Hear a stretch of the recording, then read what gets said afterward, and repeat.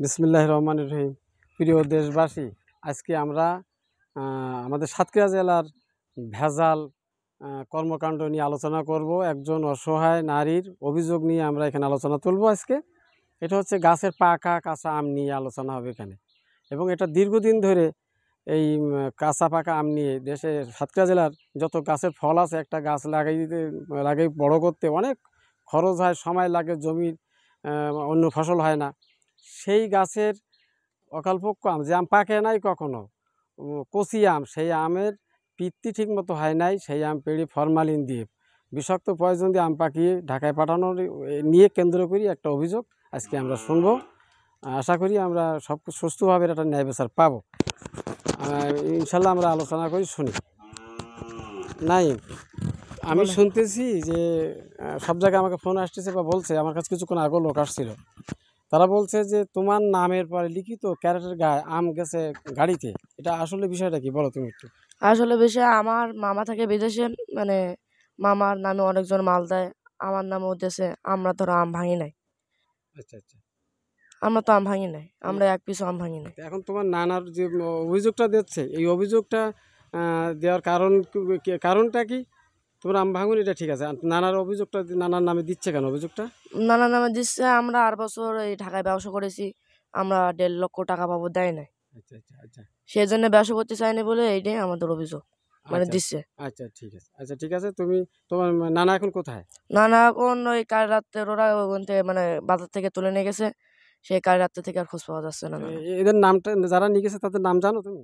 জানি, নাম বলো একটু যদি। নাম হাসিপুর আছে, কুনু আছে, রাম আছে, আর কাজল আছে, আরো 1-2 জন, আমি তাদের নাম জানি না। আচ্ছা, খুব ভালো কথা। আচ্ছা ঠিক আছে, তুমি বসো। আমি তোমার কাছে কটা কথা জিজ্ঞাসা করতেছি। সবুর যে হারিয়ে গেছে, এখন তুমি তাকে খোঁজ করেছিলে কিনা? আমি খোঁজ করেছি, কালকিতে এই পর্যন্ত খোঁজ করেছি, তার তো আমি পাইনি। আচ্ছা, তো হারিয়ে যাওয়ার কারণটা কি? হারা যাওয়ার কারণটা ওখানে বাজারে ছিল, সেখান থেকে ওটাই নিয়ে গেছে। আচ্ছা, এখনো তাহলে পাওয়া যায় না? এখন আমি পাইনি। আচ্ছা, আমি শুনতেছি সবাই বলছে যে আম ভেঙেছে।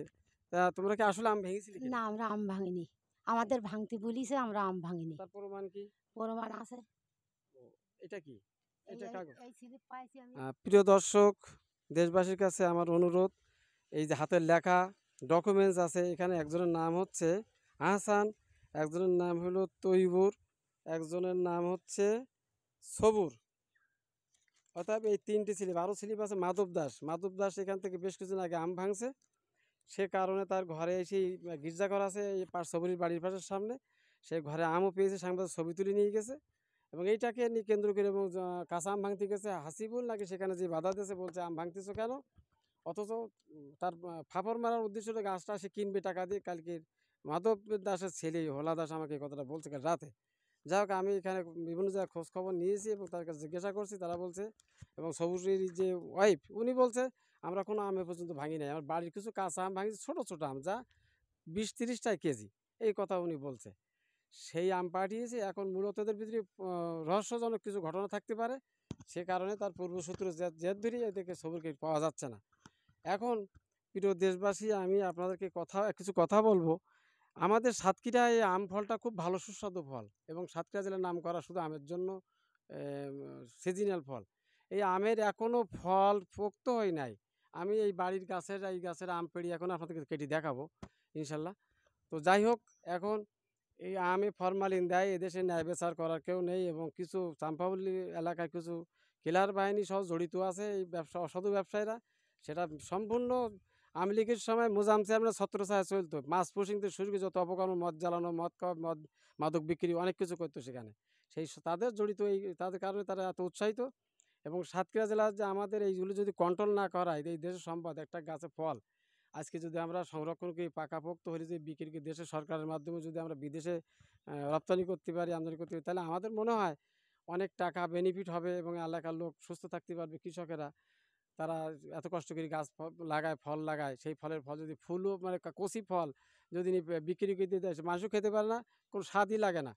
তা আশা করি এইগুলোর সংরক্ষণ করার জন্য করতে পারলে কোনো মানুষ বিপদে পড়বে না, আর এই প্রশাসনের গাড়িতে মাল নিয়ে কোনো ঝামেলা করতে পারবে না।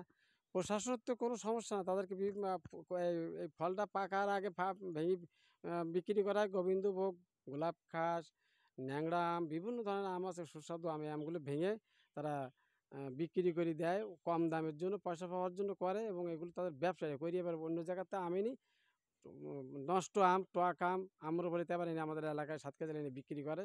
এগুলো একেবারে পাগলের চেয়েও খারাপ এবং এর অসাধু লোক, এদের কাজই এটাই।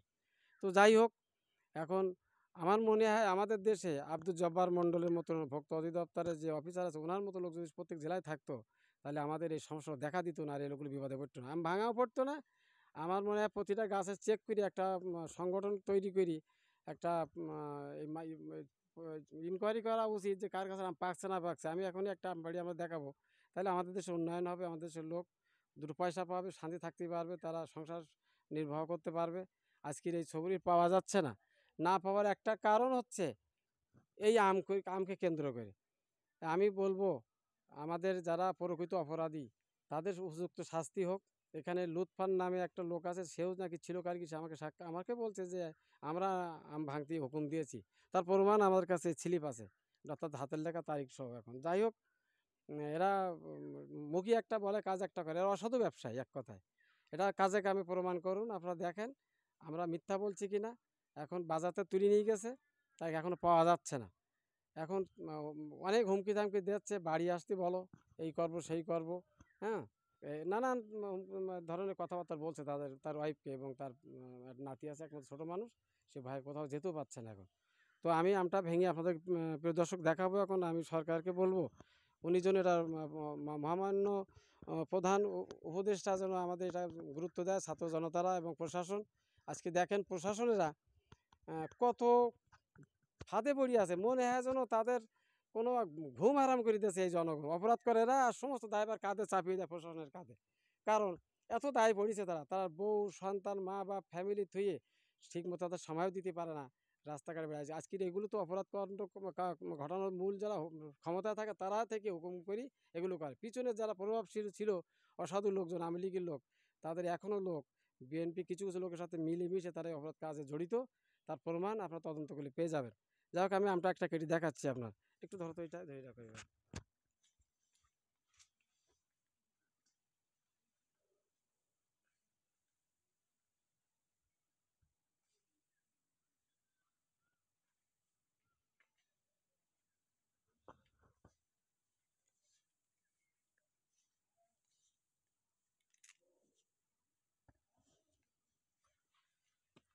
প্রিয় দর্শক, আমার হাতে আমটা দেখছেন, আমি এই গাছটা এখনই পারলাম, দেখেন তার পিত্তি। কিন্তু 15 দিন আগে আম ভেঙে ব্যবসা শুরু করছে এই অসাধু ব্যবসায়ীরা, আর এখন আমি আজকে 15-16 দিন পর আজকে আমরা দেখেন তার পিত্তিটা দেখেন, আমের দেখেন কি অবস্থাটা।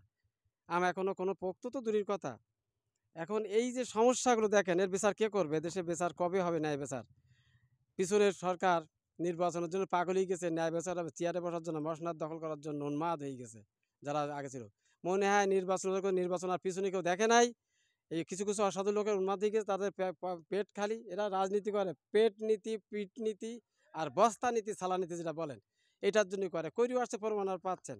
তা আশা করি আমার এই কথাটা আপনার সবাই দেখবে, সবাইকে আলোচনা করি, সব উপযুক্ত জায়গায় বিচার দেওয়ার জন্য আপনারা সবাই উত্থাপন করবেন। আর আমি যেটা দেখাচ্ছি, আমাদের সাতক্ষীরার এই আমগুলো যদি সংরক্ষণ করা বা সারা বাংলাদেশে যদি এইভাবে এই কচি আম নষ্ট না করা হয়, তাহলে আমার মনে হয় এই দেশের আমগুলো যদি বিদেশি পাঠানো হয়, যদি কোনো ভালোভাবে মজবুত করি, সুন্দর করে যদি আদর যত্ন করে সংরক্ষণ করি, যদি তাদেরকে যদি ভালো করে প্যাকেটজাত করে পাঠানো, তাহলে আমরা একটা মুনাফা পাবো, আমরা মনে হয় আশা করি। সেটা আমরা করি না, তাই এগুলো আজকে আমাদের দুর্দশা।